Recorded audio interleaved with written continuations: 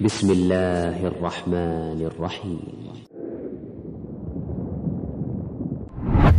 الحمد لله رب العالمين الصلاة والسلام على أشرف المرسلين نبينا محمد وعلى آله وصحبه والتابعين ثم ما بعد السلام عليكم ورحمة الله وبركاته. Урматтуу мусулман бир туугандар, тафсир сабагы сулантабыз. Дагы бир көңүл бура турган аят бул Али Имран сүрөсүнүн 7-чи аяты. Allah subhanahu wa ta'ala aytat: "Huwa alladhi anzala alayka al-kitab minhu ayatun muhkamat hunna ummul kitabi wa ukhra mutashabihat فأما الذين في قلوبهم زيغ فيتبعون ما تشابه منه ابتغاء الفتنة وابتغاء تأويله وما يعلم تأويله إلا الله والراسخون في العلم يقولون آمنا به كل من عند ربنا وما يذكر إلا أولو الألباب." Allah subhanahu wa ta'ala мындай дейт: "Huwa alladhi anzala alayka al-kitab." Allah ал сага Куранды түшүрдү дейт. Куранды түшүрдү. Минху аят мухкамат. Куранда түшүнүктүү аяттар бар. Ва ухару муташабихат. Жана Куранда кээ бир аяттар түшүнүксүз аяттар бар. فأما الذين في قلوبهم زيغ. Ал эми кимдердин жүрөктөрүндө акыйкаттан адашканга ой турган оорусу болсо, فيتبعون ما تشابه منه. Курандын түшүнүксүз аяттарын артынан ээрчит. Эмнеге? Эки максатта дейт. Биринчи максат иптигаал фитна. Элдердин ортосунда бузукулукту жайылтыш үчүн. Ошол аяттар жөнүндө окуп туруп, элдердин жүрөктөрүнө шек күмөндөрдү таратыш үчүн. Экинчи мааниси о иптигаа тауили. Ошол аяттын тафсирин издейм деп, башкача мааниси бар деп, мындача айтканда, калам илимине Курандагы тафсирди таштап, башка бир мааниге ээрчип, башка жолго түшүп кетиши мүмкүн. Ошол үчүн Аллах субханаху ва тааля эки шарт койду. Же ал адам атайлап элдин жүрөгүн буруш үчүн акыйкат Курандан, же ошол аяттагы сөздүн башка маанисин издейм деп, чыныгы аяттын сөздүн маанисинен буруп салышы мүмкүн. Аллах айтат: "Ума я'ламу та'вилаху иллаллах." Ошол түшүнүксүз аяттардын тауилин, ошонун чыныгы маанисин бир гана Аллах билет. Жана бул жерде атыф деген бул Аллах жана алымдар билет деген маселе бар. Шариатта эки гана нерсеге бөлүнөт. Биринчи бул Аллах гана билет деген, анан экинчи Аллах жана илим ээлери. Варасихуна фил илм. Илим ээлери билет деген жер бар. Илим ээлери булар кимдер? Булар шариатты, пайгамбардын сүннөтүн бекем кармангандар. Эми келиле. Бул кандай болгон окуя? Имам Аль-Куртубинин тафсиринде Умар ибн Хаттабтын доорундагы халиф болуп турган кезиндеги окуя. Бир адам болгон. Аты Сабиг ибн Исл ат-Тамими. Тамимдик Сабиг ибн Исл деген киши Умар Хаттаб халиф, ал вакытта Усман радиаллаху анху, ал вакытта Али ибн Аби Талиб, Абдулла ибн Мас'уд, Абдулла ибн Аббас, Убей ибн Кааб. Айтор Куранды билген мыкты сахабалар жүрсө дагы, бул киши ошол Курандагы чүнүксүз аяттарды ээрчип, элдердин алдына келип, базарды кыдырып, элдер чогулган жерлерге барып, чүнүксүз аяттарды айтып, элдердин башын ооруткан. Мындай болсо мындай да, тигиндей болсо тигиндей да. Кыска аяттарга көңүл буруп, ошол нерселерден бизде кыргыздарда айткандай бөйрөктөн шыйрак чыгарып, бул адам бул аяттарда ушундай сөздөр куруп элдердин башын айландырган экен. Андан кийин ошол кабар Умар Хаттабка жетет. Анан Умар Хаттаб чакырла дейт. Анан Амр ибн Ас ал кишини алып келет. Анан айтат: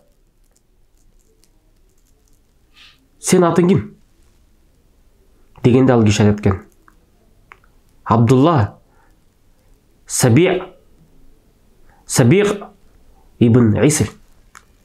Аллахтын кулу Сабиғ ибн Исл" дейт.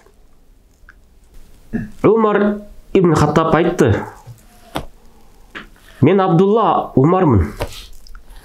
Сахабаларына айтты: "Алып келгилечи, Курмабактын соғылып калган чырпыгын" дейт. Андан кийин Умар Хаттабка алып келди. Аларкы мындай оор болот, катуу болот да. Андан кийин Умар Хаттаб ошол менен башты көзө чап дейт. Анан тиги киши корко калды. Коркуп башын тосуп жатат. Умар Хаттаб болбой баштан ары дагы 5-6 жол чап дейт. Чаап салганда башынан кан агып, ошол башындагы каны бетине агып баштады дейт. Анан кийин тиги киши айтты: "Сабиғ, Умар, токтот. Башымдагы жаман ой кетти. Эми элди антип бурмалабайм." Дегенде Умар Хаттаб: "Сага бул дагы аздык кылат. Алып кеткиле" деди. Анан кийин 100 жолу ошол менен чапкылады да денесине, жоонуна. Ошентип жоонуна дагы чапканда бул адам жарадар болуп, тагыраак айтканда жоону сыйрылып, ооруп жатып калды. Андан кийин бир риwаяттарда 1 айдай аны дарылашты. Аны өзүнө келип кайра чөптөрдү менен дарыланып кайра өзүнө келгенде Умар Хаттаб кайра чакырт дейт.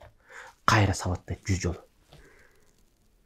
Анан кайра бир нече убакыттан кийин өзүнө келгенде 3 жол келгенде дагы сабайт экен. Дагы сабал дейт. 100 жол чагат ушуну. Анан кийин оңолуп шыпа берип Аллах Таала кайра өзүнө келип дагы чакырат Умар Хаттаб 4-үнчү жолу. Чакырган айтат экен: "Ида аратта ан тактулани."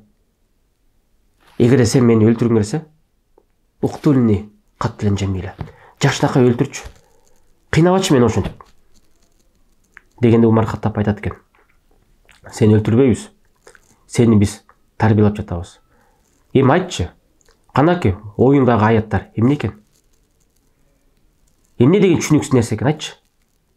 Дегенде ошол айткан аяттарын айтканда Умар Хаттаб түшүндүрүп берет экен. "Көрдүңбү? Сен түшүнбөй калсаң, алымдар турат. Сахабалар турат. Ошолорго келип айтпайсыңбы? Анан кийин көчөдө жүргөн, шарият түшүнбөгөн элдерин келип башын айландырып, Аллах Тааланын сөзүн бурмалап, сен кандай акың бар?" деди. "Экинчи антпаймын" деди. "Мен тобо кылдым. Мен түшүндүм, Умар. О, момундардын амири, мен түшүндүм. Мен андай кылбайм" деди. Анан кийин Абу Муса аль-Ашариге айтты: "Буну сен Иракка алып кет" деди. Иракта жүрсүн. Иракта адамдар отурбасын, эч ким отурбасын, сүйлөшпөсүн эч ким. Деди дагы ошентип Иракта өзүнчө жашап, адамдарга отурбай, мындайча айтканда изоляция кылды. Бөлүп койду адамдардан. Андан кийин ошол Абу Муса аль-Ашари Умар Хаттабка кат жазат: "О, момундардын амири, баякы Сабиғ ибн Исл тобосу кабыл болуш керек. Жакшынакай болуп, элдеринде ортосуна келсе дагы, кандай болсо дагы ачча сөз сүйлөбөй, жакшы адам болуп калыптыр." Дегенде Умар Хаттаб анын катына жооп берет экен. Эми адамдар менен кошкула чогуу жүрө берсин дейт экен. Ошондо заман өтөт. Умар Хаттаб кайтыш болот. 10 жыл халиф болгон. Андан кийин Усман радиаллаху анху келет. Ал дагы халиф болуп, ал дагы бир нече жылдан кийин кайтыш болот. Ал да Умар Хаттабтан дагы көбүрөөк халиф болот. Андан кийин Али ибн Аби Талиб халиф болот. Али ибн Аби Талибтин доорунда чыккынчылар, хаварич, падышалардын, мусулмандардын, амирлердин үстүнөн чыккынчылык кылып согуш ачкандар, ошондой хавариштер пайда болот. Анан ошолор эстеп Сабих ибн Исилди айтат. Келишет ага. Келбейсиң биз менен, чыккынчылык кылбайсыңбы? Алинин артынан каршы чыгайын деп атабыз. Дегенде Сабих ибн Исил мен андайга барбайм деткен. Анан алар айтат экен. Коркпо, Умар өлдү, Умар жок. Десе ал айтат экен. Мен Аллахтан корком. Умар мага момундардан бери жакшы тарбия берди. Мен Аллахтан корком. Мен эч кимге аралашпайм. Мен Аллах Тааладан коркуп, жүрөгүмдү Аллах ачты деп, ошентип чыккынчыларга дагы аралашпай. Умар ибн Хаттабтын өз доорунда Сабих ибн Исилди сабагандыгы пайда болуптур. Неге? Анткени кыйынчылык менен кичинекей бир акырын болгон сокку менен, бирок сен чыккынчылар менен аралашып кийин алар менен балким бузук ишке барбайга жоксуң.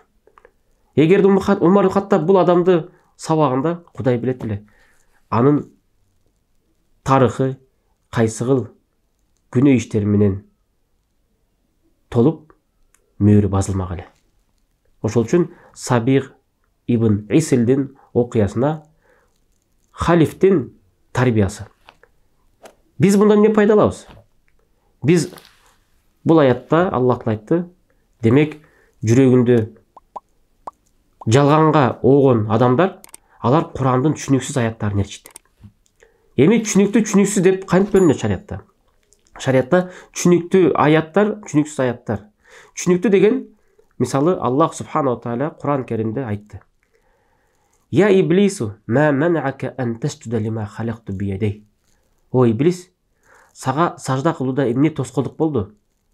Менин эки колум менен жараткан затка сажда кылууда сага эмне тоскоолдук болду дейт. Мына бул аят түшүнүктүү сүйлөм. Аллах субханаху тааlanın эки колу бар экен. Аллах Таала иблисти бүрүп жатат. Адамды эки кол менен жараттым. Ошого эмне сажда кылганга, эмне сага тоскоолдук болуп жатат. Пайгамбардын да хадиси, бул жөнүндө да имам Байхақи китап Асма Сифат деген китебинде алып келет. Халакаллаху арба ашия биядиги. 4 нерсени Аллах өз колу менен жаратты. Халака Адама биядиги. Адамды өз колу менен жаратты. Джаннатул адн ва хия сурратул джинан. Адын деген жаннаты, ал жаннаттардын киндиги деди. Ошондой эле аршты биядиги. Аллах аршты өз колу менен жаратты дейт. Ол калам биядиги. Жана тагдырларды жазган калемди өз колу менен жаратты дейт. Анан кийин тагдырларды жазган калемди билесиздер, хадис 50.000 жыл мурда асмандар менен жер жараткан жакта Аллах калем жаратты. Вакаля лаху уктуб. Вакалат маза актуб. Анан калем айтты, эмнен жазам? Менен жазам деди. Уктуб. Вакаля маза актуб. Ал айтты, эмнен жазам деди. Уктуб кулле шей мақадираху хатта тақумса. Ар нерсенин тагдырын жазасың, кыямат кайымга чейин боло турган нерсенин баарын тагдырын жазасың деген.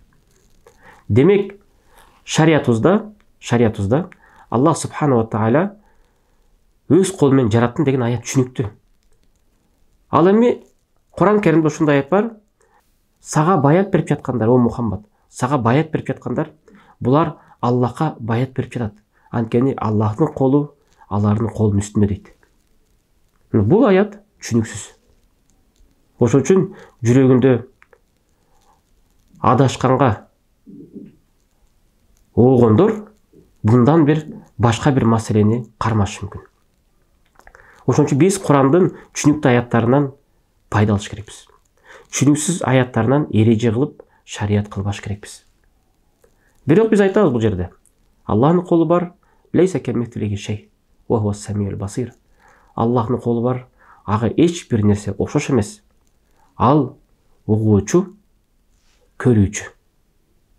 Анткени Абу Хурайра радиаллаху анху айткандай, бейиштеги алма менен бул дүйнөдөгү алма бир гана атташабу фил асма, аттарында гана окшоштук бар. Алма дегенде эле атында эле окшош бар. Бирок бейиштеги алма сыпаты менен бул дүйнөдөгү алма сыпаты менен бири-бирине окшош эмес. Бул дүйнөдө кыздар бар, бейиште кыздар бар. Бирок алар бир гана аты менен окшош. Бирок сыпаттары менен экөө ар башка. Ошон үчүн кайып маселеси, кайып аламга бул Аллах Таала өзү кирет. Анын сыпаттары жана бейиш, тозок, периштелердин сыпаты. Демек, кайып нерсенин бардыгынын Аллах Таала элчиси эмнени сыпаттаса дагы, ошол нерсенин баарына туура иман келтириш керекпиз. Анан түшүнүксүз аяттардын же түшүнүксүз хадистердин артынан ээрчип кетпейлик. Ошон үчүн Аллах субханала тааля бизге ошол Сабих ибн Исилдин окуясынан бир пайда берсин. Неге? Анткени жүрөк түшүнүксүз аяттардын артынан ээрчип кетсе, биздин жүрөгүбүз ооруп калат. Ошон үчүн түшүнүктүү аяттардан эреже алалык. Түшүнүктүү аяттардан эрежени карманалык. Демек, Аллах гана билет деген түшүнүксүз аяттар эмне дегенде, бул Аллах Таала сыпаттап жаткан нерселердин кейпи. Мисалы, бейиштеги алмалардын кейпи кандай? Дарыялар агат дейт, ошо дарыялардын кейпи аны Аллах гана билет. Аллах Таала өзүн колум бар деди. Аллах Таала ачык эле айтты. Бал ядаху мабсутатан. Аллахтын эки колу ачык деди. Аллах субханала тааля өзү тууралуу сыпаттарын айтса, биз аны түшүнөбүз араб тилиндеги сөздүн мааниси менен. Ошол себептен биз аны таандык кылабыз Аллахка. Бирок кейпин Аллах өзү билет. Имам Маликтей күндөрдүн биринде Имам Маликке бир адам мечитке келип суроо берди. Я Малик, кейф истава ар-Рахман алал арш. Мээрүмдүү аршка кантип көтөрүлдү, о Малик деп сурады. Имам Малик ачуусу келип, Аллахтын алдында уялгандыгынан жооп берди. Истивауху ма'лум ва кейфияту маджхул. Ва суал анху бид'a ва алейна таслим ва рида. Аллах Таала аршка көтөрүлгөндүгү жөнүндө баардыгыбызга маалым, түшүнүктүү. Анткени Аллах Куранда айтты. Пайгамбар түшүндүрдү хадистерде. Анткени пайгамбар билесиздер, Миражда асманга Аллахтын аршына көтөрүлдү. Барды да 5 вакыт намазды. Демек Аллах Таала алдына барды. Ошондой эле бул жерден эмне деп жооп берди Имам Малик?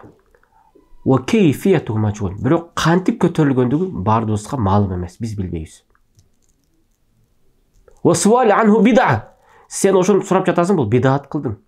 Андай суроону эч ким сураган жок. Ва алейна таслим ва рида. Биз бир гана ага моюн сунуп разы болуш керекпиз. Фа ахриджу хада ражул. Бул адамды чыгарла деп мечиттен чыгарып салды. Ошол үчүн шариятыбызда суроонун эки жолу бар. Бирөө илим алам деген суроо бар, түз суроо. Экинчиси илим албай ошол акыйкаттан үстүнөн ашып секирген суроо бар. Аллах субханала тааля Куранда айткандай, ошол кире турган болсоңор, силер үстүнөн ашып секирип кирбегиле. Силер кирсеңер эшиктен киргиле дейт. Ошол үчүн шариятта дагы суроонун өз эшигинен кирелик.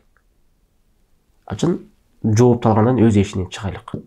Андан кийин жанакындай үстүнөн ашып секиргендей, астынан тешип кирип кеткендей суроолорду берсек, Аллах Тааланын шариятында же Сабих ибн Исилдин окуясын туш келебиз.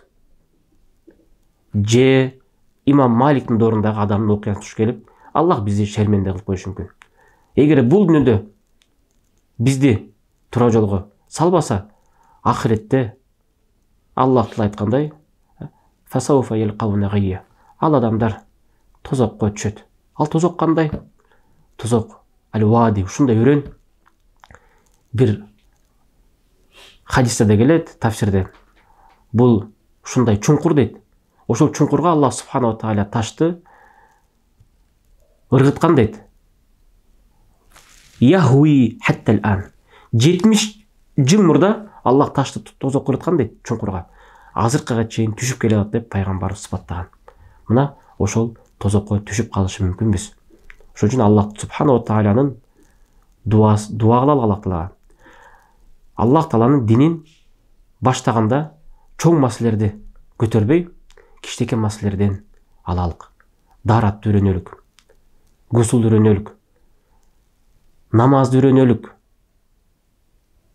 Бакаранын тафсирин жаттабай, тафсирине кирбей, Фалак, Нас, Мүлк, ошолордун тафсирин таджвид менен окуп, Аллах субханала тааlanын алдында чыныгы кулчулукту өтөлүк. Андан кийин адамдар чоң маселелерге кирип алышат. Жихад деген эмне? Ошол үчүн биз айтабыз, Аллах субханала тааля бизди сактасын. Аллах таала бизге толугу менен жеткирген динди пайгамбарыбыз аны кашыктап чогултуп, менет кылып бизге сактап бергенде биз аны чөмүчтөп төгүп салбайлык. Неге? Анткени бардыгыбызга бул аманат. Аманатты бекем карманалык. Кудайдан корколук.